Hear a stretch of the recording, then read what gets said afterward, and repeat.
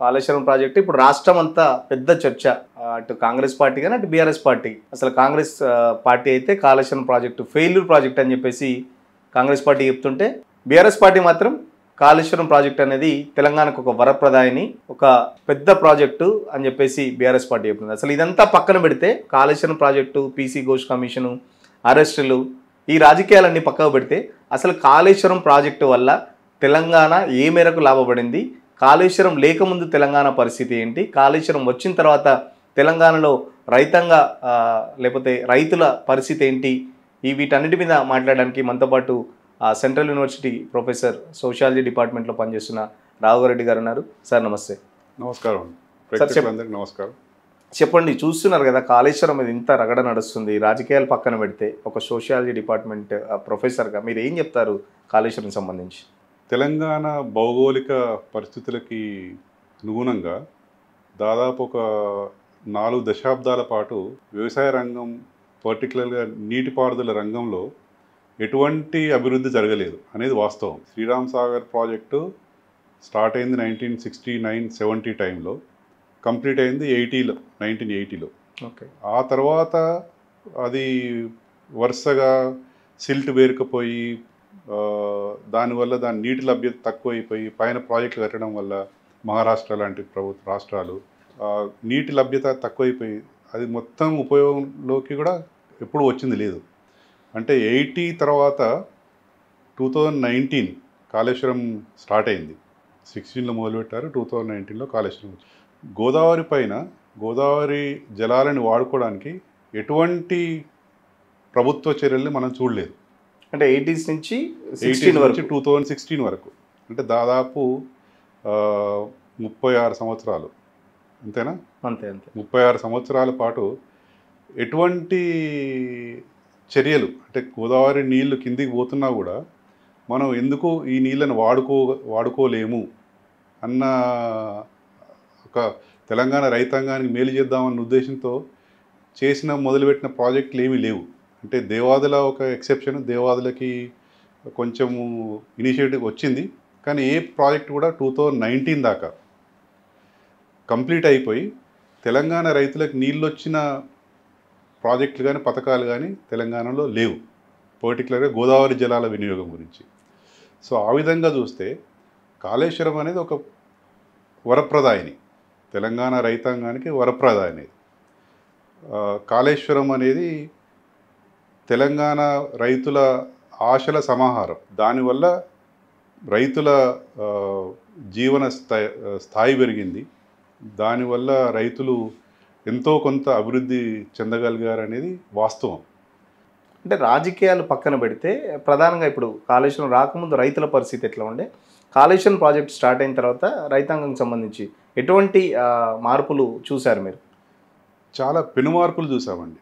కాళేశ్వరం వచ్చిన తర్వాత 2016 నుంచి 2019లో స్టార్ట్ అయింది కాబట్టి మల్లన్న సాగర్ రిజర్వాయర్ కానీ, కొండపోచమ్మ సాగర్ రిజర్వాయర్ లాంటి అటువంటి రిజర్వాయర్ల నుంచి నీళ్లు గ్రావిటీ ద్వారా వాగుల్లోకి వేసిన తర్వాత వాగులు నిండి, చెక్ డ్యాములు నిండి, చిన్న చిన్న ప్రాజెక్టులు నిండి, దానివల్ల భూగర్భ జలాల లభ్యత చాలా పెరిగింది. అంతకుముందు పరిస్థితి చూసుకున్నట్టయితే తెలంగాణలో వ్యవసాయం అంతా కూడా ప్రకృతి వర్షాల మీద ఆధారపడిన వ్యవసాయం. అంటే మనం కూడా రైతు కుటుంబం నుంచి వచ్చాం కాబట్టి మనకు అనుభవంలోకి వచ్చాయి ఇవన్నీ. 1980 దాకా రైతులు ముఖ్యంగా తెలంగాణలో బావుల మీద ఆధారపడి వ్యవసాయం చేశారు. ఎప్పుడైతే ఎలక్ట్రిఫికేషన్ అయిందో ఎలక్ట్రిక్ పంపులు పెట్టేసి దాని ద్వారా నీళ్లు తోడడం ఎక్కువైపోయి సాగులోకి ఎక్కువ రాగానే నీటి లభ్యత తక్కువైపోయింది బావుల్లో. తర్వాత బోర్ బావులు అందుబాటులోకి వచ్చిన తర్వాత, ఆ టెక్నాలజీ అందుబాటులోకి వచ్చిన తర్వాత ప్రతి ఊర్లో రైతులు బోర్లు వేయడం మొదలుపెట్టారు. అది కొంత ఒక అర దశాబ్దం పాటు, అంటే 5 ఏళ్ళు 6 ఏళ్ళు బాగానే పనిచేసింది అది. దానివల్ల ఉత్పాదకత పెరిగింది, విస్తీర్ణం పెరిగింది, రైతులు కొంచెం బాగుపడ్డారు. కానీ ఆ తర్వాత వరుస కరువులతో, వర్షాలు సరిగ్గా పడక విపరీతమైన నీటి ఎద్దడి ఏర్పడింది తెలంగాణ వ్యాప్తంగా. అంటే ఎటువంటి గోస అంటే ఒక్కొక్క రైతు కనీసం ప్రతి సీజన్లో ఒక 2-3 బోర్లు వేయకుండా ఉండలేని పరిస్థితి వచ్చింది. దానివల్ల విపరీతమైన అప్పుల పాలైండ్రు రైతులు. నీళ్లు పడతాయని నమ్మకం లేదు, పడినా ఈ సంవత్సరం నీళ్లు బాగానే పడతాయి, మళ్ళీ వచ్చే సంవత్సరం వచ్చే సీజన్లో ఆ నీళ్ళు అందుబాటులో ఉంటాయి లేదు తెలియదు. బోర్ ఎందుకంటే ఉంటుందో ఎండిపోతుందో. పక్కన ఇంకొక బోర్ వేస్తాడు వాడు. అప్పటిదాకా 150 ఫీట్లు వేసిన బోర్లు ఇప్పుడు 200 ఫీట్లు వేస్తారు, తర్వాత 300 ఫీట్లు, తర్వాత 400 ఫీట్లు. ఈ పరిస్థితి ఎక్కడ దాకా పోయిందంటే దాదాపు 600-700 ఫీట్ల దాకా పోయింది బోర్లు వేసే పరిస్థితి. బోర్ల వృధా అనేది ఖరీఫ్ సీజన్లో, ఖరీఫ్ అంటే మనకు జనవరి నుంచి స్టార్ట్ అయింది కదా, ఆ సీజన్లో కామన్ ప్రాసెస్ అది. ప్రతి ఊర్లో బోర్లు తిరిగేవి, బోర్వెల్ వ్యాపారస్తులు ఉండేవాళ్ళు. లక్షల్లో జరిగేది, కోట్లలో జరిగేది వ్యాపారం. ప్రతి ఊర్లోంచి ఒక ఎస్టిమేట్ వేసుకుంటే దాదాపు ఒక 50-60 లక్షలకు తక్కువ కాకుండా ఊరి ఆదాయము ఈ బోర్ బావుల్లో పెట్టేవాళ్ళు రైతులు. అంటే ఇదంతా రైతుల దగ్గర ఉన్న డబ్బులు కావు, ఇవి బేసికల్గా వాళ్ళు అప్పులు తెచ్చి నీళ్ళ కోసం. తెలంగాణలో అంటే తెలంగాణ కాదండి, వ్యవసాయం అంతా కూడా ఎక్కడైనా కూడా నీటి లభ్యత మీద ఆధారపడిన వ్యవసాయం. నీటి లభ్యత లేకపోతే వ్యవసాయం లేదు. అది ఆ నీటి లభ్యత లేకపోవడం వల్లే తెలంగాణ గ్రామాల నుంచి వలసలు పోయారు. హైదరాబాద్కు వలస వచ్చారు. మహబూబ్నగర్ చూసుకుంటే మనం పాలమూరు అంతా వలసల జిల్లా అంటారు. మన కరీంనగర్, మిగతా ఉత్తర తెలంగాణలో చూస్తే బొంబాయికి వెళ్ళారు, దుబాయ్కి వెళ్ళారు. ఇదంతా వ్యవసాయం అనేది నీళ్ళ మీద ఆధారపడి నీటి లభ్యత తక్కువ అవడం వల్ల, వ్యవసాయం గిట్టుబాటు కాకపోవడం వల్ల వాళ్ళు రైతులు వేరే అవకాశాల కోసం పోయారు. ఇది అంటే ఇదొక ఏమంటారు భయానక వాతావరణం ఉండేది తెలంగాణలో. అది చిన్న రైతే కానీ పెద్ద రైతే కానీ. పెద్ద రైతు 10 ఎకరాలు ఉన్న రైతు కూడా ఒక మనం ట్రెడ్మిల్ అంటాం దీన్ని. ట్రెడ్మిల్ అంటే నువ్వు దాని మీద పరిగెత్తున్నా కొద్దీ అది రన్ అవుతున్నా కొద్దీ నువ్వు పరిగెత్తాలి, అంతే. ఆగిపోయినా పడిపోతావు నువ్వు. ఆ ఒక గ్యాంబుల్లో ఇరుక్కుపోయాడు రైతు, ఒక చట్రంలో ఇరుక్కుపోయాడు. ఈసారి నీళ్లు రాలేదా, నీళ్లు పడలేదా, పొలం నీది ఎండిపోతుంది. అంటే ఈ పొలం నువ్వు సాగు చేయట్లేదంటే నువ్వు పెద్ద రైతు కావు. అంటే ఒక నామోషిలాగా తీసుకున్నారు రైతులు కూడా చాలామంది. దానివల్ల ఏంటంటే మళ్ళీ ఇంకొక బోర్ వేస్తాను నేను, నాకెందుకు పడవు, ఇంకో బోర్ వేస్తాను, ఈ బోర్లో పడకపోతే ఇంకొక బోర్ వేస్తాను. అంటే ఆశ. ఇంకొకటి ఒక సామాజిక శాస్త్రవేత్తగా చెప్తున్నాను, ఒక విధమైన స్టేటస్ సింబల్ అయిపోయిందండి తెలంగాణలో. నీటి లభ్యత అనేది స్టేటస్ సింబల్ అయిపోయింది. మన ఊర్లలోకి వెళ్తే ఆ బావి నీళ్లు బాగా వస్తుంది, ఎండాకాలం కూడా నీళ్లు బాగుంటాయి, లేదా ఈ బోర్ బాగా నీళ్లు వస్తుంది, ఈ బోర్ కింద దాదాపు 5 ఎకరాలు పండుతుంది. ఒక స్టేటస్ సింబల్ అయిపోయింది నీళ్లు. ముఖ్యంగా వరి కూడా ఒక స్టేటస్ సింబల్ అయిపోయింది. వరి పంట అన్నింటిలో కంటే ముఖ్యమైన పంట. మనం ఫుడ్ అవసరాలకైనా, తినడానికైనా, లేకపోతే మామూలు సామాజిక పరంగా మిగతా విషయాల్లో కూడా ఒక ముఖ్యమైన పంటలాగా అయిపోయింది. దానివల్ల రైతులకి వరి పంట పండించాలి, దానికి నీటి లభ్యత కావాలి. ఆ నీటి లభ్యత కావాలంటే బోర్లు వేయాలనే ఒక చట్రంలో ఇరుక్కుపోయారు. ఇది ఒక దాదాపు 3 దశాబ్దాలు తెలంగాణ వచ్చి 2015-16 దాకా 17-18 అంటే కాళేశ్వరం వచ్చేంత వరకు కూడా మెజారిటీ జిల్లాల్లో మెదక్, నిజామాబాదు, కరీంనగర్, వరంగల్, కింది చూస్తే నల్గొండ, ఇట్లాంటి జిల్లాలన్నిట్లలో కూడా ఒక చట్రంలో ఇరుక్కుపోయేసి వరంగల్ రైతుల ఆత్మహత్యలు అనేవి పెద్ద గ్లోబల్ లెవెల్లో, ఇంటర్నేషనల్లో డిబేటబుల్ టాపిక్ అయిపోయింది. దీని గురించి వ్యవసాయ శాస్త్రవేత్తలు కానీ, సామాజిక శాస్త్రవేత్తలు కానీ చాలా రచనలు చేశారు. కాళేశ్వరం ముందని చెప్తున్నారు. ఇది కాళేశ్వరం ముందు పరిస్థితి. ఇప్పుడు మీరు అన్నట్టు కాళేశ్వరం ముందు ఆత్మహత్యలు కానీ, లేకపోతే అప్పులు కానీ, బోర్లు కానీ, ఈ సిచ్యువేషన్ అంతా కాళేశ్వరం వచ్చిన తర్వాత ఎట్లా ఉంది? ఈ అప్పులు కానీ, లేకపోతే బోర్లు వేసుకోవడం కానీ, ఇదంతా తగ్గిందా, లేకపోతే ఎట్లా ఉంది సిచ్యువేషన్? కాళేశ్వరం వచ్చిన తర్వాత ముఖ్యంగా ఏంటంటే నీటి లభ్యత పెరిగింది. ఇంతకుముందు చెప్పినట్టు ప్రతి ఊర్లో బోర్లు వేయడం తగ్గిపోయినాయి, చాలా వరకు తగ్గిపోయినాయి. కొన్ని చోట్లయితే అసలు బోర్వెల్ కంపెనీ యొక్క షోరూమ్లు, షాప్సే మూతపడ్డాయి. అంటే గ్రౌండ్ వాటర్ పెరిగింది. గ్రౌండ్ వాటర్ పెరగడం వల్ల పాత బోర్లు కూడా రివైవ్ అయినాయి, పునరుజ్జీవింపబడ్డాయి. ఓపెన్ వెల్స్, బావులలో కూడా నీళ్లు వచ్చినాయి కొన్ని చోట్ల. అంటే గ్రౌండ్ వాటర్ అవైలబిలిటీ పెరగడం వల్ల రైతుల మీద ఒక భారం తగ్గింది. ఏంటిది, మళ్ళీ బోర్ వేయాలి, బోర్లలో నీటి లభ్యత ఉందో లేదో, పంట ఎలా వండుద్దో అనే ఒక టెన్షన్ తగ్గిపోయింది. తగ్గిపోయి దానితో పాటు రైతు బంధు లాంటి స్కీమ్స్ అవి చాలా హెల్ప్ చేసి రైతుల్లో ఒక ధైర్యం వచ్చింది. అంటే మన పార్టీల పరం కాకుండా రైతుకు కావాల్సింది ఏంది అది అనేది గత ప్రభుత్వం అందించిందని చెప్పుకోవచ్చు. సో దానివల్ల రైతు ఆత్మహత్యలు విపరీతంగా తగ్గిపోయినాయి. ఇప్పుడు స్టాటిస్టిక్స్ గణాంకాలు చూసుకున్నట్టయితే తెలంగాణలో అత్యంత తక్కువ ఆ, రైతుల ఆత్మహత్యలు రికార్డ్ అయినట్టు మనకి స్టాటిస్టిక్స్ చెప్తున్నాయి నేషనల్ లెవెల్లో. అదే విదర్భ ప్రాంతంలో ఇంకా కంటిన్యూ అవుతున్నాయి, ఎందుకంటే అక్కడ ఇట్లాంటి ఇనిషియేటివ్స్ లేవు, స్కీమ్స్ కానీ ఇట్లాంటి ఇనిషియేటివ్స్ కానీ లేవు. మిగతా చోట్ల సపోర్ట్ అంటే రైతుకి ఒక సపోర్ట్, స్టేట్ సపోర్టు అనేది ఎక్కడ లేదు. అది మనం తెలంగాణలో చూస్తాం. దానివల్ల రైతు ఆత్మహత్యలు, మనం అగ్రేరియన్ డిస్ట్రెస్ అంటాం, వ్యవసాయ సంక్షోభం అనేది చాలా వరకు తగ్గిపోయింది అది.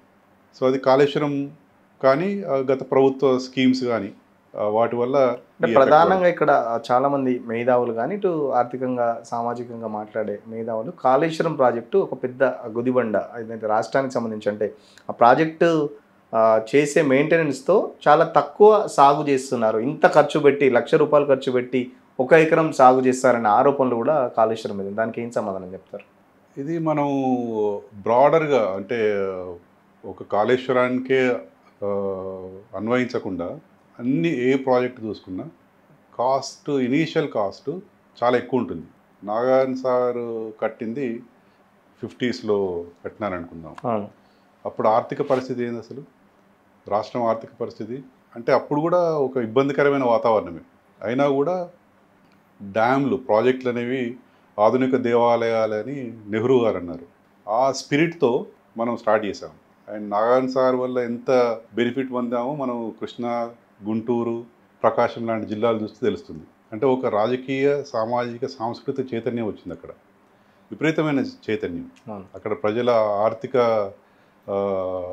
అభివృద్ధి జరిగింది, సామాజిక చైతన్యం వచ్చింది. అంటే వాళ్ళు దేశాన్ని శాసించే స్థాయికి వెళ్ళారు. ఎడ్యుకేషన్లో కానీ, రాజకీయాల్లో కానీ, మిగతా అన్ని ప్రొఫెషన్స్లోకి వెళ్ళారు. అంటే నీటి వనరులు అనేవి ఒక ఖర్చు, జమా ఖర్చు, ఆదాయ ఖర్చు లాంటి లెక్కలు వేసుకోవద్దని నా అభిప్రాయం. ఎందుకంటే మనది welfare state. Constitution of India ఏం చెప్తుందంటే welfare state. State is welfare state. It is not అంటే క్యాపిటలిస్ట్ స్టేట్ కాదు, మార్కెట్ ఎకానమీ కాదు మనది. అంటే దేశంలో ఇంకా ప్రభుత్వం ప్రజలకి చేయూత అందించాలి, అది ఏ విధంగానైనా సరే. సో ఆ విధంగా ఆలోచిస్తే కాళేశ్వరాన్ని ఏమంటారంటే జమా ఖర్చు లెక్క, ఆదాయ ఖర్చు లెక్కలతో పోల్చకూడదని నా అభిప్రాయం. పోల్చకుండా ఇదొక వెల్ఫేర్ ప్రాజెక్ట్లా తీసుకోవాలి. వెల్ఫేర్ ప్రాజెక్టే. దీనివల్ల రిటర్న్స్ లేవంటే అద్భుతమైన రిటర్న్స్ ఉన్నాయి. ఇప్పుడు నాగార్జున సార్ వల్ల ఎట్లాంటి రిటర్న్స్ వచ్చాయో కాళేశ్వరం వల్ల కూడా తెలంగాణకి అట్లాంటి రిటర్న్స్ వచ్చాయి. గత 3-4 సంవత్సరాల స్టాటిస్టిక్స్ తీసుకున్నట్టయితే దేశంలోనే నంబర్ 1 స్థాయికి ఎదిగింది వరి ధాన్య ఉత్పత్తిలో, అగ్రికల్చర్ ప్రొడ్యూస్ ఉత్పత్తిలో. విస్తీర్ణం పెరిగింది. దానివల్ల ఎంత రెవెన్యూ జనరేట్ అయింది ప్రతి సంవత్సరం, అంటే రాష్ట్రానికి ఎంత అభివృద్ధి జరిగిందనేది. అంటే మా ఉద్దేశం ఏంటంటే సామాజిక శాస్త్రవేత్తగా దీనివల్ల రైతుకు ఎంత అభివృద్ధి జరిగింది, రైతు ఎంత బెనిఫిట్ ఉంది అనేది చాలా ముఖ్యమైన విషయం. ఒకవేళ కాళేశ్వరం లేదనుకున్నాం అనుకోండి, అదే రైతు ఒక బోర్ వేసినట్టయితే ఈ రోజుల్లో లెక్కల ప్రకారం ₹1,00,000 అప్పు అయ్యేది. ఒక రైతు కనీసం, ఒక యావరేజ్ రైతు, సామాన్య రైతు, 3 ఎకరాలు ఉన్న రైతు, నీళ్ళ లభ్యత లేదు కాబట్టి, పర్టికులర్గా మనకున్న ఉదాహరణలు మెదక్ లాంటి ప్రాంతాల్లో, లేదా నిజామాబాద్ కొన్ని ఏరియాల్లో, లేదా కరీంనగర్, ఎక్కడెక్కడైతే కాళేశ్వరం నీళ్ళు అందాయో అక్కడ ఎంతోమంది రైతుల్ని బోర్ వేయకుండా ఆపగలిగింది కాళేశ్వరం ప్రాజెక్టు. ఇప్పుడు రాష్ట్ర అభివృద్ధి, ఆదాయము, ఖర్చు అవన్నీ పక్కన పెట్టేసి ముఖ్యంగా రైతు పక్షాన ఆలోచిస్తే ఒక రైతుని రాష్ట్ర ప్రభుత్వం కనుక బోర్ వేయకుండా ఆపగలిగిందంటే ఆ రాష్ట్ర ప్రభుత్వం రైతుకి ₹1,00,000 ఆదాయం సమకూర్చినట్టే. అది అతి అద్భుతమైన వెల్ఫేర్. అది ₹1,00,000 అప్పు కానట్టే. ₹1,00,000 అప్పు కానట్టు. అంటే అప్పు ఒకటే కాదు, ఒక మానసిక టెన్షన్. వేసిన పడతాయో నీళ్ళు రావో, అసలు మళ్ళీ అప్పు ఎలా తీర్చాలి, మళ్ళీ ఈ సంవత్సరం నీళ్ళు వచ్చినాయి, మళ్ళీ సంవత్సరం ఇంకేందో, అది ఎండిపోకుండా ఉంటుందో ఉండదో, ఒక విధమైన ఇందాక ట్రెడ్మిల్, ఒక టెన్షన్లో ఉండేవాడు. అంటే రైతుకి నీటి లభ్యత చేకూర్చడం వల్ల రైతుల్లో ఈ విధమైన టెన్షన్ వాతావరణం అనేది పోగొట్టగలిగినాం. అంటే రైతుకి ఈ విధంగా బెనిఫిట్ చేయగలిగినంత కాళేశ్వరము లాంటి ప్రాజెక్టు, అట్లాంటి ప్రాజెక్టులు అన్నీ చేశాయి. నాగార్జున సార్ ప్రాజెక్టు కానివ్వండి, ధవళేశ్వరం ప్రాజెక్టు, కాటన్ దొర అంటాం మనం. కాటన్ దొర అని బ్రిటిష్ దొరని ఇప్పటికీ అక్కడ కొన్ని వందల కొద్ది విగ్రహాలు ఉంటాయి. ఉభయ గోదావరి జిల్లాలో సర్ ఆర్థర్ కాటన్కి వందల కొద్ది విగ్రహాలు. ఆయన బర్త్డే రోజు, పుట్టినరోజు పెద్ద ఎత్తున జరుపుకుంటారు. అక్కడ ఆయన వంశీకులు వస్తారు ఇక్కడికి, వాళ్ళని రాయల్ వెల్కమ్ చెప్తారు. అంటే ఆ ఉభయ గోదావరి జిల్లాలో మనం సినిమాల్లో ఇప్పుడు చూపెట్టినట్టు పచ్చటి పొలాలు, ఎక్కడ చూసిన పంట కాలువలు, కొబ్బరి చెట్లు, నీళ్ళను వదిలేసే లాకులు, ఒక అద్భుతమైన సీనరీ కనపడుతుంది మనకి. ప్రకృతి రమణీయత అంటాం కదా. ఒక 1850స్కి వెళ్తే, ఒక 150 సంవత్సరాల క్రితం వెళ్తే, ధవళేశ్వరం ఆనకట్ట కట్టక ముందు అవి కూడా తెలంగాణ లాంటి ప్రాంతమే. అక్కడ కూడా కరువు. సర్ ఆర్థర్ కాటన్ కూతురే ఒక సందర్భంలో చెప్పింది, లేడీ హోప్ అంటారు ఆమెని. ఆమె ఏం చెప్పిందంటే, కాటన్ ధవళేశ్వరం ఆనకట్ట కట్టక ముందు అక్కడ డొక్కల కరువు అనేవాళ్ళంట ఉభయ గోదావరి జిల్లాలో. మనం ఇప్పుడు ఏదైతే సినిమాల్లో చూస్తున్నామో, గోదావరి మీద పాటలు కానీ, రాజమండ్రి దగ్గర రైల్వే లైన్ దాటుతున్నప్పుడు సినిమా షూటింగ్స్, కింద గోదావరి ప్రవాహము అద్భుతంగా అనిపించే గోదావరిలో డొక్కల కరువు అనేది ఏర్పడేది కంటిన్యూస్గా. వాళ్ళకి అంటే నీటి లభ్యత ఉంటుంది, కానీ ఎరాటిక్, అంటే ఫ్లడ్స్ వచ్చినప్పుడు నీళ్ళన్నీ కిందికి వెళ్ళిపోతాయి. ఫ్లడ్స్ వల్ల ఒక ప్రాబ్లము, మళ్ళీ నీళ్ళని సముద్రంలో కలవడం వల్ల నీళ్లు నిరుపయోగంగా ఉంటాయి, నిల్వ లేకుండా. అంటే ఒక విధమైన దుర్భిక్షం అక్కడ. పొలాలు మంచివి, సారవంతమైన భూములు, కానీ వచ్చిన వరదల వల్ల మొత్తం మేట వేస్తాయి అక్కడ. సో ఒక విధమైన కరువు అని, ఆ కరువుని డొక్కల కరువు అనేవాళ్ళు అంటారు. డొక్కల కరువు ఏంటంటే వాళ్ళకి పక్కటెముకలు మాత్రమే కనపడేవి, తినడానికి తిండి లేకుండా. అంటే ఒక ప్రాజెక్టు ఒక ప్రాంతాన్ని ఎలా మారుస్తుంది అనే దానికి మంచి ఉదాహరణ ధవళేశ్వరం అనేది. అట్లాగే నాగాన్ సాగర్ కింద కృష్ణా, గుంటూరు, ప్రకాశం జిల్లాలు కూడా మనలాంటి జిల్లాలే. కరీంనగర్, వరంగల్ ఇట్లాంటి జిల్లాలే అక్కడ కూడా. ఇంతకుముందు చాలామంది చెప్పారు, ఇంతకుముందు శ్రీనాథ్ మహాకవి అన్నాడని చెప్పేసి, మక్క గట్క, మక్కంబలి ఇట్లాంటి తాగేవాళ్ళు ఆ ఏరియాలో అని అంటారు. అంటే అక్కడ కూడా ఈ ఫుడ్ అవైలబిలిటీ చాలా తక్కువ ఉండేది. వరి అనేది లేదు అప్పుడు. వరి అన్నం అవైలబిలిటీ చాలా తక్కువ ఉండేది. వీళ్ళు ఇటువంటి చిరుధాన్యాలు పండించిన వాళ్ళు ఆ ఏరియాలో కూడా.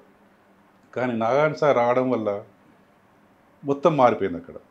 అంటే రిచెస్ట్ రీజన్, అంటే ఆర్థికంగా సంపన్నమైన ప్రాంతంగా దేశంలోనే ఏర్పడ్డది.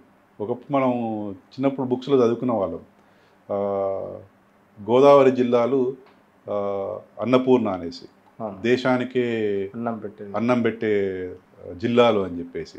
అట్లాగే కృష్ణా, గుంటూరు, ప్రకాశం జిల్లాలు కూడా ఏర్పడ్డాయి.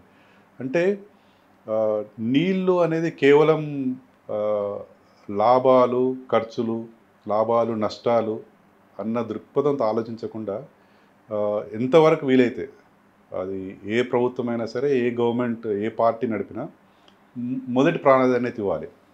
ఎందుకంటే India is a democratic country, ప్రజాస్వామిక దేశం. ప్రజాస్వామ్యంలో ప్రజలే ఎన్నుకుంటారు. ప్రజల్లో రైతులు ముఖ్యమైన. మరి కాళేశ్వరం మీదనే ఎందుకు ఇంత కుట్రలు? ఇప్పుడు మీరు గతంలో జరిగిన ప్రాజెక్టుల గురించి బాగానే చెప్తున్నారు, మరి ఓన్లీ ఈ కాళేశ్వరం చుట్టే ఇంత ఎందుకు రాజకీయం?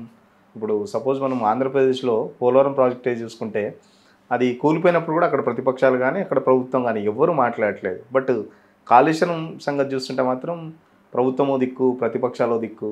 ఎందుకు ఇక్కడ అన్ని రాజకీయ పార్టీలన్నీ ఒక కాళేశ్వరం ప్రాజెక్టు రాష్ట్రానికి సంబంధించిన అసెట్గా ఎందుకు గుర్తించలేకపోతున్నారు? నేను ఒక ఉదాహరణ ఇస్తాను.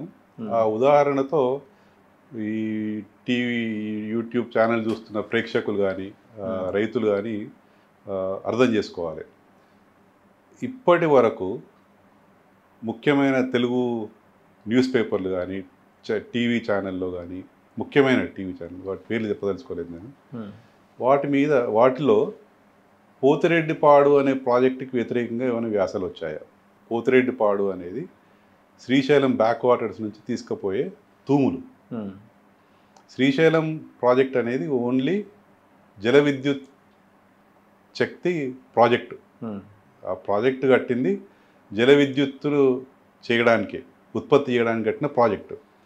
ఆ ప్రాజెక్టు నుంచి నీళ్ళని కరువు జిల్లాలైన రాయలసీమకు తరలించడానికి పోతిరెడ్డిపాడు అనే తూములు స్లోగా మొదలై 17,000 క్యూసెక్కుల నుంచి 44,000 క్యూసెక్కులు ఇప్పుడు దాదాపు 99,000 క్యూసెక్కుల దాకా తీసుకెళ్లే అవకాశం ఉందని అంటారు. రాయలసీమ జిల్లాలు కరువు జిల్లాలు, అక్కడ పెన్నా రివరు తుంగభద్ర నుంచి అంతో ఇంత నీళ్ళు వస్తున్నా కూడా పెన్నా డ్రై అయిపోవడం వల్ల వాళ్ళు కరువును ఎదుర్కొంటున్నారు. నీళ్లు తీసుకుపోవడంలో అభ్యంతరం లేదు, ఎందుకంటే రైతులు అన్ని చోట్ల రైతులే, అన్ని చోట్ల రైతులకు ఉండే కష్టాలు కామన్గా ఉంటాయి. ఎక్కడైనా రైతు. సో నీళ్ళు అవైలబుల్ ఉంటే తీసుకుపోవాలి. అంటే ఇక్కడ విషయం ఏంటంటే తెలంగాణ వాదులు తెలంగాణ ఉద్యమం కాలం నుంచి కూడా వ్యతిరేకిస్తున్నారు పోతిరెడ్డిపాడును. మీరు తీసుకపోతే తీసుకుపోయారు, కానీ మా అవసరాలు ఏంటి? పక్కనే మహబూబ్నగర్ జిల్లా ఉంది, కింద నల్గొండ జిల్లా ఉంది. ఈ రైతులకి కూడా నీళ్ళు ఇచ్చి మీరు పోతిరెడ్డిపాడ ద్వారా తీసుకుపోండి అని వీళ్ళు అపోజ్ చేస్తున్నారు, వ్యతిరేకిస్తూ వచ్చారు. కానీ వ్యతిరేకతలన్నీ పక్కన పెట్టి పోతిరెడ్డిపాడని తీసుకుపోయారు.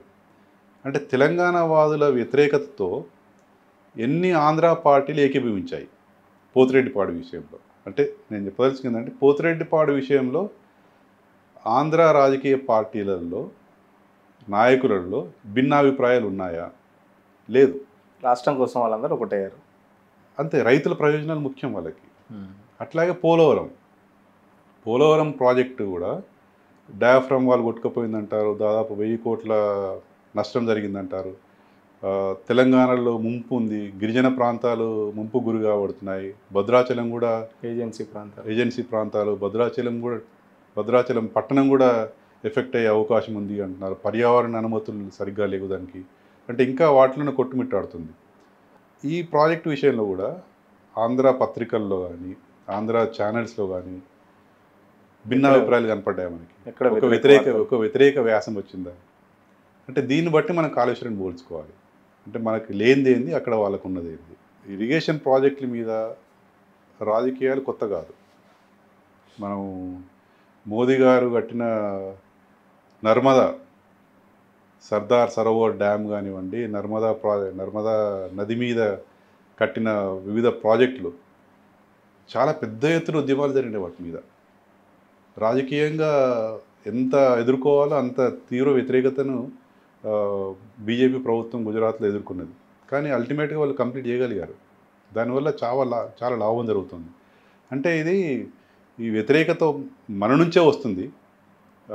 మనలో వాళ్ళే కొంతమంది వ్యతిరేకిస్తున్నా కూడా ప్రజలు, ముఖ్యంగా రైతులు దిగులు పడాల్సిన అవసరం లేదు. ఎందుకంటే రాజకీయ పార్టీలకు కూడా రైతుల ఓట్లు ముఖ్యం. ఇప్పుడు మనం కాళేశ్వరంని ఎండబెట్టి రైతుల్ని మళ్ళీ బోర్లు వేసే దిశగా, అప్పుల పాలయ్యే దిశగా నడిపిస్తుందా అన్నది డౌట్. ఏ రాజకీయ పార్టీ కూడా అంత సాహసం చేయదని నేను అనుకుంటున్నాను. నిజంగా సిచ్యువేషన్ అట్లే ఉందా? ఇప్పుడు ఇంకా కాళేశ్వరం దాదాపు 18 నెలల నుంచి అది రిపేర్ చేయలేదు. రిపేర్ చేసేయడానికి అవకాశం ఉందా, లేకపోతే ఎట్లా? ఒకవేళ రిపేర్ చేస్తే తర్వాత పరిస్థితి ఎట్లా ఉంటుంది? ఒక అపోహ ఉందండి ప్రజల్లో, రైతుల్లో ఒక అపోహ క్రియేట్ చేయబడింది. ఏంటంటే కాళేశ్వరం ప్రాజెక్ట్ అంటే అదొక స్టాండ్ అలోన్ ప్రాజెక్ట్ అంటాం కదా, నాగాన్ సార్ లాంటి ప్రాజెక్టు, లేదా శ్రీశైలం లాంటి ప్రాజెక్టు, లేదా శ్రీరామ్ సాగర్ పోచంపాడు ప్రాజెక్టు ఒకటే ప్రాజెక్ట్ అని అపోహ ఉంది. కాళేశ్వరం అట్లా కాదు. కాళేశ్వరంలో ముఖ్యంగా అందరూ చెప్తున్నారు కదా, 3 బ్యారేజీలు మాత్రమే ఉన్నాయి. బ్యారేజీలు ఉన్నాయి, గోదావరి పైన కట్టిన బ్యారేజీలు. దాని తర్వాత పంప్ హౌజులు ఉన్నాయి, దాని తర్వాత కాలువలు ఉన్నాయి, టన్నెల్స్ ఉన్నాయి, దాని తర్వాత రిజర్వాయర్లు ఉన్నాయి. ఇదంతా కలిపి కాళేశ్వరం లిఫ్ట్ ఇరిగేషన్ స్కీమ్. అది కాళేశ్వరం అంటే ఒక శ్రీశైలం ప్రాజెక్ట్ కాదు. సో కాళేశ్వరంలో మేడిగడ్డలో మాత్రమే ఈ ప్రాబ్లం వచ్చింది. మేడిగడ్డ అనేది చివరి బ్యారేజ్, అక్కడే ప్రాణగీత కలుస్తుంది. అత్యంత వేగంగా వరదలు వస్తాయి, అక్కడ ఉధృతంగా వరదలు వస్తాయి. 2019 వరదలకు కూడా తట్టుకొని, అత్యంత ఉధృతంగా వచ్చిన వరదలకు కూడా ఇంతకుముందు తట్టుకొని నిలబడిన ప్రాజెక్ట్ డ్యామ్ బ్యారేజ్. సో దాంట్లో ఒక 2 పిల్లర్లో మాత్రమే ఇబ్బంది కలిగింది, కుంగినాయి అని అంటున్నారు. సో అంటే Kaleshwaram project as it is ఎట్లా కట్టారో అట్లా బాగా ఉంది, పనిచేస్తుంది. అంటే మనం ఇప్పుడు నిన్ననే పేపర్లో చదివాము, కొన్ని లిఫ్ట్లు పంపులు ఆన్ చేసి లిఫ్ట్ ద్వారా నీళ్లు తీసుకొచ్చారు, ఒక 2-3 గంటలు నడిపించి మళ్ళీ ఆపేశారు. అవన్నీ కాళేశ్వరం ప్రాజెక్టులో భాగంగానే నడిపిన లిఫ్ట్లు అవన్నీ కూడా. ఇప్పుడు గవర్నమెంట్ కూడా ఇంకా మిగతా ప్రాజెక్టుల గురించి కూడా ఆలోచిస్తుంది, లిఫ్ట్ ద్వారా వచ్చిన నీళ్ళని ఎలా వాడుకోవాలని చెప్పేసి. అంటే కాళేశ్వరం నిరుపయోగం కాలేదు, కాబోదు కూడా. ఈ ఆపరేషన్ అండ్ మెయింటెనెన్స్ అనేది ప్రతి ఇరిగేషన్ ప్రాజెక్ట్లో భాగం. ఇప్పుడు మనం అంటే ఇది ముఖ్యమైన ఛానల్స్లో ముఖ్యమైన పేపర్స్లో రాలేదు, కానీ శ్రీశైలంలో పెద్ద గోయబడిందని అంటారు. ఎన్డిఎస్ఏ రిపోర్ట్ ఇచ్చింది దాన్ని, అంటే ఏమంటారు, ప్రయారిటీ బేసిస్లో దాన్ని రిపేర్ చేయాలి, రిపేర్ చేయకపోతే ప్రాజెక్ట్కి చాలా దెబ్బతినే ప్రమాదం ఉంది అని అంటారు. అట్లాగే నాగాన్ సార్ కూడా ప్రాజెక్ట్ కూడా రిపేర్లు అనేవి కామన్, రెగ్యులర్గా జరిగేవి. అంతెందుకు ధవళేశ్వరం ప్రాజెక్ట్ కట్టిన తర్వాత 2000 మొన్న ఈ ఆంధ్రప్రదేశ్ గవర్నమెంట్ కూడా దాదాపు 70-80 కోట్లు పెట్టి రిపేర్లు చేయించింది. అంటే కాలువల మరమ్మతులు కానీ ప్రాజెక్ట్ మరమ్మతులు కానీ చాలా నార్మల్ ప్రొసీజర్ అది. ఒక ప్రాజెక్ట్ మనం ఒక ఇల్లు కడితేనే దానికి 5 ఏళ్ళ తర్వాత మళ్ళీ కొత్త పెయింటింగ్ వేసుకోవాల్సి వస్తుంది, చిన్న చిన్న రిపేర్లు చేయించుకోవాలి, ఇది కంటిన్యూస్ ప్రాసెస్ అది. కానీ ఇక్కడ మనకి ముఖ్యమైన విషయం ఏంటంటే ఎక్కడా లేనిది ఓన్లీ ఒక 5% ఆఫ్ ద ఎంటైర్ కాంపోనెంట్ మొత్తం కాళేశ్వరం లిఫ్ట్ ఇరిగేషన్ స్కీమ్లో ఒక 100% అనుకుంటే ఒక 5%లో మాత్రమే కొంచెం ఇబ్బంది ఏర్పడింది.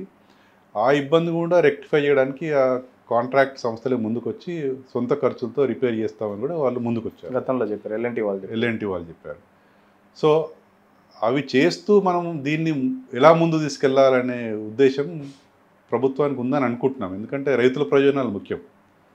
రైతుల ప్రయోజనాలు రాజకీయ ప్రయోజనాలకి ఏమంటారు దాన్ని స్కేప్ గోట్ కావద్దు. రాజకీయ ప్రయోజనాలు రైతు ప్రయోజనాలు వేరు అని నేను అనుకోవట్లేదు. రైతులు బాగుంటేనే ప్రజలు బాగుంటారు, ప్రజలు బాగుంటేనే మళ్ళీ పార్టీలు సదభిప్రాయం ఉంటుంది పార్టీల పైన. సో మనం ఇందాక పోతిరెడ్డిపాడు, పోలవరం ఉదాహరణ తీసుకున్నట్టు పార్టీలకు అతీతంగా రైతు ప్రయోజనాలు ముఖ్యం అని గమనించి అది కాళేశ్వరం ప్రాజెక్ట్ అయినా సరే ఇంకా వేరే ఏ పేరు పెట్టినా సరే రైతులకు నీళ్ళు ఇచ్చే దిశగా పనులు చేయాలని రైతులు కోరుకుంటున్నారు. ఎట్లా ఉంది ఇప్పుడు కాళేశ్వరం? దాదాపు 15 నెలల నుంచి మూలకు పడిన పరిస్థితి, దాన్ని ఆన్ చేయట్లేదు, మెయింటైన్ చేయట్లేదు. ఎట్లా ఉంది అక్కడ చుట్టుపక్కల రైతుల పరిస్థితి ఎట్లా ఉంది? గతంలో కాళేశ్వరం నడిచినప్పుడు ఎట్లా ఉంది, ఇప్పుడు రైతుల ప్రజెంట్ సిచ్యువేషన్ ఎట్లా ఉంది? అంటే మనకు దాదాపు ఒక 4-5 ఏళ్ల పాటు నీళ్లు సరఫరా జరిగింది కాబట్టి కాళేశ్వరం లిఫ్ట్ ఇరిగేషన్ ద్వారా, లేకపోతే ఈ రిజర్వాయర్లో ఉన్న నీళ్ళ వల్ల 2024లో నీళ్ళు వదిలారు. ఇదే రిజర్వాయర్లో నుంచి నీళ్ళు వదిలారు. లిఫ్ట్ చేయకపోయినా కూడా రిజర్వాయర్లో ఉన్న నీళ్ళ ద్వారా యాసంగి పంటకు నీళ్ళు వదిలారు. దానివల్ల ఏమైందంటే భూగర్భ జలాలు ఇంకా ఉన్నాయి కొన్ని. ఇది మనకి లాంగ్ టర్మ్లో ఎఫెక్ట్ తెలుస్తుంది. ఒక 3 ఏళ్లలో 2-3 ఏళ్లలో మేబీ వచ్చి ఇప్పుడు కూడా అలాగే ఎండబెడితే నెక్స్ట్ వచ్చే సంవత్సరం కల్లా మనకి దీని ఎఫెక్ట్ అనేది తెలుస్తుంది. అప్పుడు ఎంత ఇప్పుడు రైతుల ద్వారా రైతుల దాకా వెళ్ళాల్సిన అవసరం లేదండి. ఈ ఖరీఫ్ అండ్ రబీ 2025-26 ఎంత పంట దిగుబడి వస్తుంది, ఎంత పంట ఫుడ్ కార్పొరేషన్ ఆఫ్ ఇండియా వాళ్ళు ఎంత పంటని వాళ్ళు కొంటారు చెప్తున్నారు. ప్రభుత్వం చెప్తుంది, మీరు స్టేట్మెంట్ చూసే రోజు లేదో, కాళేశ్వరం లేకపోయినా మేము 1 కోటి ఎకరాల సాగుకు సంబంధించి మేము 1 కోటి ఎకరాలు సాగు చేసామని ప్రభుత్వం చెప్తుంది. అది ఎప్పుడు ఈ సంవత్సరం కదా. ఒకవేళ కాళేశ్వరం లేనట్టయితే ఇవే స్టాటిస్టిక్స్ ముందు పెట్టి చూపెట్టమనండి. 2016 కన్నా ముందు మన దిగుబడి ఎంత, 2019 కదా స్టార్ట్ అయింది కాళేశ్వరం. సో 2017-18, 16-17 లేదా 2000 మొదలుకొని 2017 దాకా 2018 దాకా ఎంత దిగుబడి చేశారో మనం చూస్తే, స్టాటిస్టిక్స్ చూస్తే క్లియర్గా అర్థమవుతుంది. దేని ఎఫెక్ట్, కాళేశ్వరం ఎఫెక్టా, వర్షాల ఎఫెక్టా అనేది మనకు క్లియర్గా అర్థమవుతుంది. దానివల్ల పంట విస్తీర్ణం పెరిగింది, దిగుబడి పెరిగింది, నాణ్యమైన విద్యుత్తు, కాళేశ్వరంతో పాటు నాణ్యమైన విద్యుత్తు, free electricity for farm, plus Rythu Bandhu లాంటి సపోర్టింగ్ స్కీమ్స్, విత్తనాల లభ్యత, ఎరువుల లభ్యత, మళ్ళీ ఇప్పుడు ప్రతి గ్రామాన కాంటాలు వచ్చినాయి, గవర్నమెంట్ ప్రొక్యూర్మెంట్, వరి ధాన్యం ప్రొక్యూర్మెంట్. సో వాటి వల్ల రైతుల్లో ఒక కోరిక పెరిగింది. అంటే వ్యవసాయం ద్వారా కూడా గిట్టుబాటు అవుతుంది అని చెప్పేసి ఒక మంచి అభిప్రాయం ఏర్పడి రైతులు కూడా ఇన్వాల్వ్ అవుతున్నారు, కష్టపడి పండిస్తున్నారు. అంటే ఇవన్నీ లేవనుకోండి, అన్నిటికంటే ముఖ్యంగా నీళ్లు, కరెంట్ అవన్నీ తర్వాత సెకండరీ థింగ్స్. అక్కడ నీళ్లు లభ్యత లేనప్పుడు పంటలు పండించడానికి రైతులు పెద్ద ఇంట్రెస్ట్ చూపెట్టరు, విముఖత ఎంత అసలు ఏర్పడుతుంది. కాళేశ్వరం వచ్చినప్పటి నుంచి ఎన్ని లక్షల ఎకరాల సాగు? ఎందుకంటే మొదటి నుంచి చాలామంది ఆర్గ్యూ చేసేదంటే ఇన్ని వేల కోట్లు, లక్ష కోట్లతో కట్టిన కాళేశ్వరం ప్రాజెక్టుతోని కొంతవరకే సాగు అయింది అని చెప్పేసి, అంటే కొన్ని లక్షల వరకే ఎకరాల వరకే సాగు అయింది. అంటే దీంట్లో మన తెలంగాణ భౌగోళిక స్వరూపం ముందు చెప్పినట్టు దక్కన్ పీఠభూమి. ఉమ్, ఆ, మనకంటే ప్రాజెక్టులు అనగానే ప్రజల్లో కూడా ఒక అభిప్రాయం ఏంటంటే కృష్ణా గోదావరి జిల్లాల్లో లాగా కాలువల ద్వారా డైరెక్ట్ పొలాల్లోకి నీళ్ళు వచ్చే అవకాశం ఉంటుందేమో అన్న అభిప్రాయం వాళ్ళకు ఉంటుంది, లేదా ఉభయ గోదావరి జిల్లాలో ధవళేశ్వరం ప్రాజెక్టు వాళ్ళ ద్వారా. మన టోపోగ్రఫీ కండిషన్స్ వేరు, ఎత్తుపల్లాలు ఉంటాయి ఇక్కడ తెలంగాణలో. అంటే ప్రతి ఎకరానికి నీళ్లు కాలువల ద్వారా లభ్యమయ్యే అవకాశం తక్కువ. అందుకే మనకి కాకతీయ రాజులు అంటాం కదా, గొలుసు కట్టు చెరువులు కట్టారు. ఎందుకంటే పల్లం ఉన్న చోట బండేసి చెరువు కట్ట కట్టి చెరువుని తయారు చేశారు. దానివల్ల ఆ నీటి లభ్యత అనేది పెరిగి బావుల్లో నీళ్ళు అవైలబుల్ ఉండి చెరువుల కింద బావుల కిందనే తెలంగాణలో వ్యవసాయం అంతా కూడా. మనకి కెనాల్స్ ద్వారా డైరెక్ట్ పండేది కొన్ని ఏరియాల్లో మాత్రమే.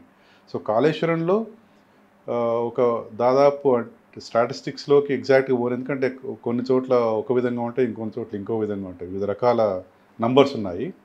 బట్ శ్రీరామ్ సాగర్ ఆయకట్టు స్థిరీకరణ అనేది ఇంపార్టెంట్. అది మిడ్ మానేరు కానీ లోయర్ మానేరు కానీ ఇట్లాంటి ఆయకట్టు స్థిరీకరణ. అంతకుముందు పారణి కాలువలుగా ఉన్నాయి, ప్రాజెక్ట్ ఉంది, కానీ ఎప్పుడు నీళ్లు చూసిన అవకాశం లేదు, సందర్భం లేదు. సో అటువంటి ఏరియాస్ కూడా నీళ్లు తీసుకొచ్చేసి ఆ ప్రాజెక్టు యొక్క ఆయకట్టు స్థిరీకరణ కొత్తగా దాదాపు 25 నుంచి 45 లక్షలు అంటారు ఎకరాల నీళ్ళు అందుబాటులో తీసుకురావడము. మరీ ముఖ్యంగా ఈ రిజర్వాయర్ల ద్వారా ఇండైరెక్ట్గా నీళ్లు తీసుకెళ్ళడం. ఇప్పుడు చాలా వాగులు ఉన్నాయండి తెలంగాణలో. ప్రతి జిల్లాలో చిన్న పెద్ద కలుపుకుంటే 10-15 వాగులు ఉంటాయి. అంటే ఈ రిజర్వాయర్లు ఎలా కట్టారంటే అక్కడ గేట్లు తెరిస్తే ఈ వాగులోకి నీళ్ళు నింపుకోవచ్చు. ఓకే, కాలువలు కాదు, ఇక్కడ కాన్సెప్ట్ వేరు. కాలువల ద్వారా కాకుండా కొన్ని కాలువలు ఎక్కడైతే వీలైతే అక్కడ కాలువలు కట్టారు కొత్తవి. వాగుల ద్వారా నీళ్లు వదిలేస్తే చిన్న చిన్న పల్లెటూర్లకు కూడా ఆ చెక్ డ్యామ్లు కట్టేసి, ఆ చెక్ డ్యామ్లు చాలా కట్టారు, వేలల్లో చెక్ డ్యామ్లు కట్టారు. ఆ చెక్ డ్యామ్ ద్వారా నీళ్ళు నిండి చిన్న చిన్న రిజర్వాయర్లు ఉంటే నీళ్ళ అవైలబిలిటీ పెరిగి, నేను ఇందాక మాట్లాడినట్టు గ్రౌండ్ వాటర్ అవైలబిలిటీ పెరుగుతుంది. అంటే భూమిలో నీళ్ళ లభ్యత పెరుగుతుంది. దానివల్ల నీళ్లు డైరెక్ట్గా పొలంకి కెనాల్ ద్వారా పారకపోయినా బోర్ స్టెబిలైజ్ అవుతుంది. నీకు బోరే ఒక కెనాల్ లాగా ఉంటుంది నీకు.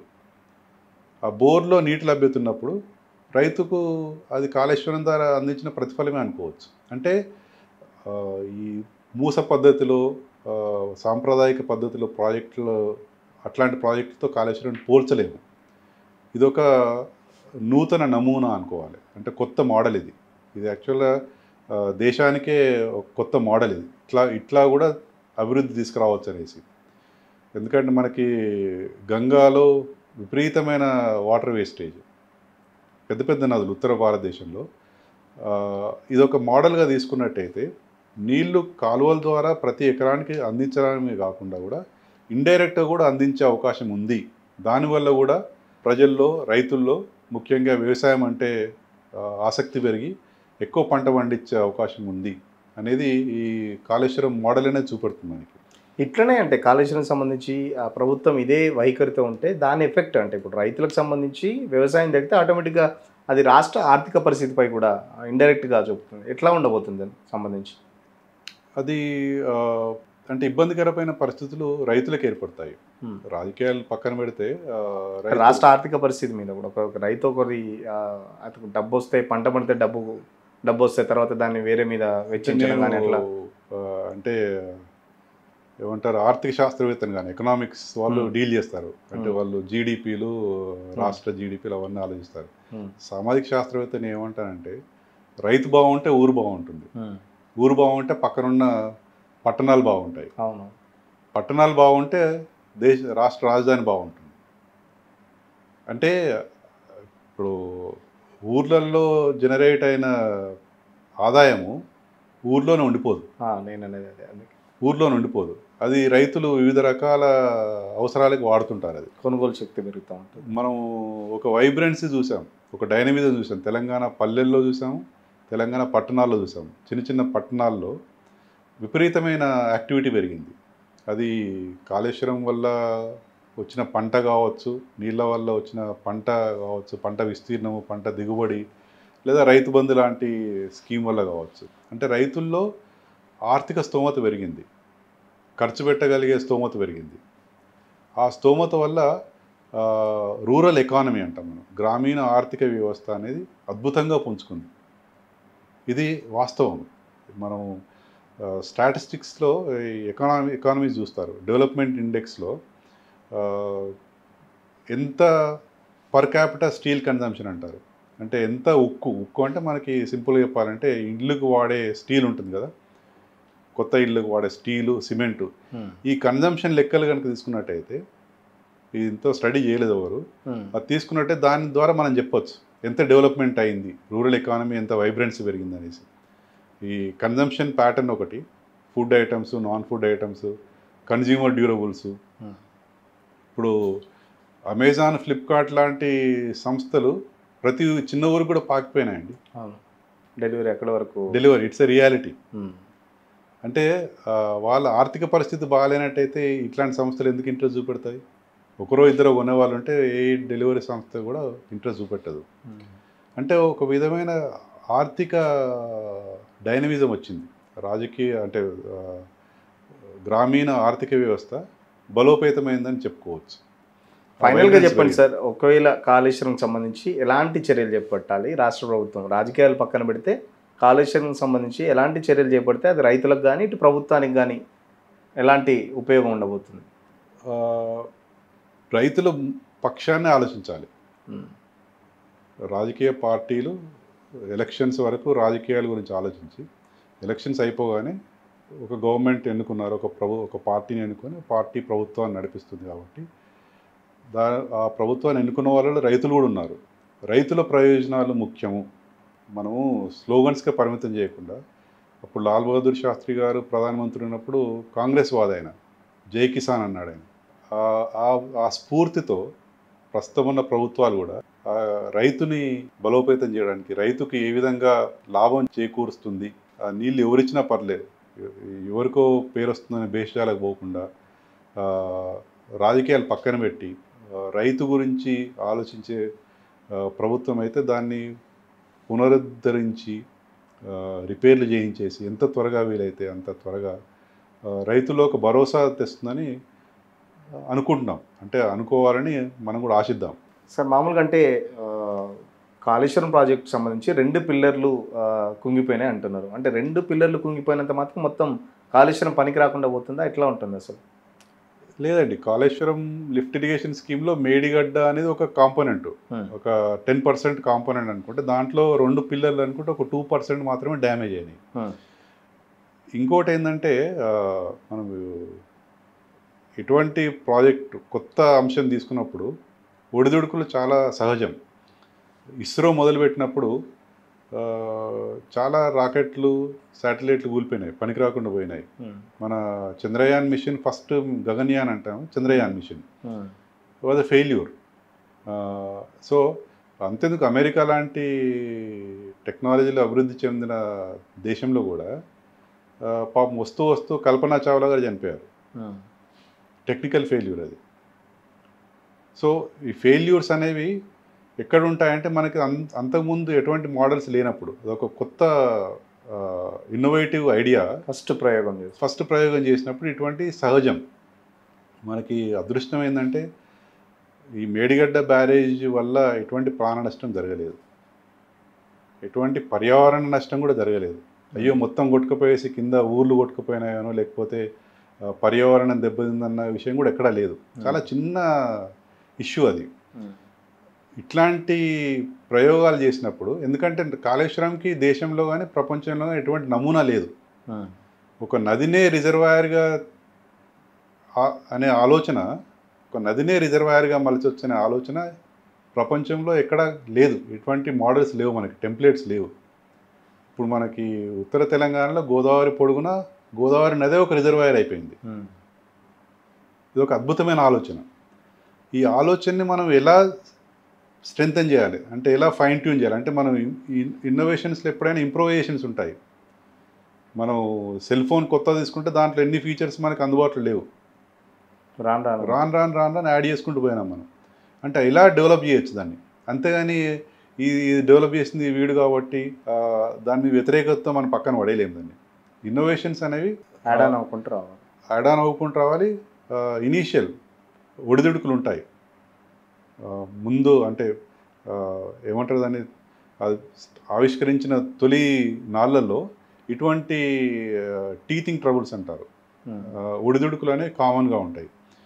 అంటే ఒక్కసారి ఇమాజిన్ చేయండి, అంటే ఈ ప్రస్తుతం ఈ గవర్నమెంట్ వచ్చింది, ఒకవేళ ఎలక్షన్స్లో ఈ గవర్నమెంట్ కాకుండా ఇంతకుముందున్న గవర్నమెంట్ వచ్చినట్టయితే కాళేశ్వరం కానీ మేడిగడ్డ పరిస్థితి ఎలా ఉండేది? ఇది రైతుల అభిప్రాయానికి వదిలేయచ్చు మనం. ఎందుకంటే ఒక 2-3 నెలల్లోనే రిపేర్ జరిగిపోయేది. ఇంత చర్చ జరిగేదా? నేషనల్ మీడియాలో కానీ, సోషల్ మీడియాలో కానీ, ప్రింట్ ఎలక్ట్రానిక్ మీడియాలో రాష్ట్రంలో కానీ అసలు కాళేశ్వరం అనేది చర్చలో రాని అంశంగా ఉండిపోయేది. ఒకవేళ అదే గవర్నమెంట్ కనుక వచ్చినట్టయితే రిపేర్లు చేసేవాళ్ళు కదా. సో అంతెందుకు, మనం రాజకీయం చేయదలుచుకుంటే ప్రతిదాన్ని రాజకీయం చేయొచ్చు. కోవిడ్-19 చూసాం మనం, పెద్ద ఉపద్రవం, అది మానవాళికి ఉపద్రవం, మొత్తం ప్రపంచం అంతా గజగజ వణికిపోయింది. దాన్ని ఎలా ఎదుర్కోవాలి, దానికి ఎలా ఎదుర్కోవాలి అనేదానికి ఎక్కడ కూడా మనకి నమూనాలు లేవు, మందులు లేవు, మీరు అన్నట్టు నమూనాలు లేవు. అంటే ఒక మోడల్ మనం ఇట్లా వస్తే ఎలా చేయొచ్చు అనేసి. ఎప్పుడో 100 ఏళ్ల కింద వచ్చిన ప్లేగు తర్వాత మనకు అంత పెద్ద ఎత్తున జరిగిన లేదు. కానీ ప్రజలంతా గవర్నమెంట్ని నమ్మారు. రాష్ట్రంలో కానీ దేశంలో కానీ ఒక గవర్నమెంట్ మీరు ఈ విధంగా వ్యాక్సిన్ తీసుకోండి, వ్యాక్సిన్ తీసుకుంటే ఈ మహమ్మారిని ఎదుర్కోవచ్చు, ఈ వ్యాక్సిన్ ద్వారా కోవిడ్ని ఎదుర్కోవచ్చు అని ప్రజలు కూడా ఫాలో అయ్యారు. దానివల్ల చాలా ఇష్యూస్ అయినాయి. పర్టికులర్గా కోమార్బిడిటీ ఉన్నవాళ్ళు, బీపీలు, షుగర్లు, హార్ట్ సంబంధించిన వాళ్ళు, కొంతమంది చనిపోయిన దాఖలాలు ఉన్నాయి, మనకు ఉదాహరణలు ఉన్నాయి. దాన్ని బట్టి మనము ఈ గవర్నమెంట్ చేసిన నిర్ణయం తప్పు అని అనలేము కదా. దాన్ని ఒక రాజకీయ పార్టీకి ఆపాదించి ఈ రాజకీయ పార్టీ వల్లనే ఇన్ని హత్యలు, ఈ చావులన్నీ హత్యలు అని అనడానికి లేదు. ఎందుకంటే వాళ్ళకు కూడా గవర్నమెంట్ కూడా అంటే టైం లేదు. With in short time vaccine develop చేశారు, వ్యాక్సిన్ అందుబాటులో తెచ్చారు, వ్యాక్సిన్ సమర్థవంతంగా డిస్ట్రిబ్యూట్ చేశారు, ప్రజల్లోకి అందుబాటులో తీసుకెళ్ళిపోయారు. సో ఇటువంటి దానికి ఎలా చేయాలన్న నమూనా లేకున్నప్పుడు కొన్నిసార్లు ఈ కోమార్బిడిటీస్ ఉన్న వాళ్ళు కొంతమంది చనిపోయిన దాఖలాలు, ఉదాహరణలు ఉన్నాయి మనం. దాన్ని ఆధారంగా చేసుకొని ఈ వ్యాక్సినే మంచిది కాదు, లేదా గవర్నమెంటే మంచిది కాదు, గవర్నమెంట్నే భ్రష్టు పట్టిద్దామన్న ఆలోచన కూడా మంచిది కాదని నా అభిప్రాయం. ఇవన్నీ విన్న తర్వాత రైతులు, ప్రజలు మరియు రైతులు ముఖ్యంగా దీని గురించి చర్చ పెట్టాలి, ఆలోచించుకోవాలి. ఎవరికి వారు, ఎవరో చెప్పింది వినకుండా మనకి ఏది మంచిది అన్ని ఆలోచన చేసుకున్నట్టయితే కొన్ని విశ్లేషణలు మనకి అర్థమయ్యేటట్టు ఉంటాయని అనిపిస్తుంది నాకు. ఖచ్చితంగా ఇప్పటికైనా కాళేశ్వరంపై జరుగుతున్న రాజకీయాలు బంద్ చేసి ఏదైతే రైతాంగం కోసం ప్రపంచంలో ఎక్కడా లేని విధంగా కాళేశ్వరం ప్రాజెక్ట్ని డిజైన్ చేయడం జరిగింది. సో కాళేశ్వరం ప్రాజెక్టులో తప్పులుంటే దాన్ని సరిదిద్దాలి, కానీ దాన్నే బూచిగా చూపెట్టి మొత్తం రైతులకు అది అక్కడికి రాకుండా చేయొద్దని చెప్పేసి ప్రొఫెసర్ చెప్తున్న పరిస్థితి. ఇప్పటికైనా ప్రభుత్వం దానికి సంబంధించి రిపేర్లు చేసి కాళేశ్వరాన్ని ప్రభుత్వం మళ్ళీ ప్రజల్లోకి కానీ ఇటు రైతులకు కానీ అందుబాటులోకి తెస్తే దాని లాభాలు, దాని ప్రయోజనాలు భవిష్యత్తులో చాలా పెద్ద ఎత్తున ఉంటాయి. కేవలం రాజకీయాలకు దీన్ని వాడకుండా ప్రజల కోణంలో ఆలోచించి, రైతాంగం కోణంలో ఆలోచించి త్వరలోనే దానికి సంబంధించిన రిపేర్లు చేసి కాళేశ్వరాన్ని ప్రజల్లోకి అందుబాటులోకి తేవాలని చెప్పేసి ప్రొఫెసర్ గారు కోరుతున్న పరిస్థితి.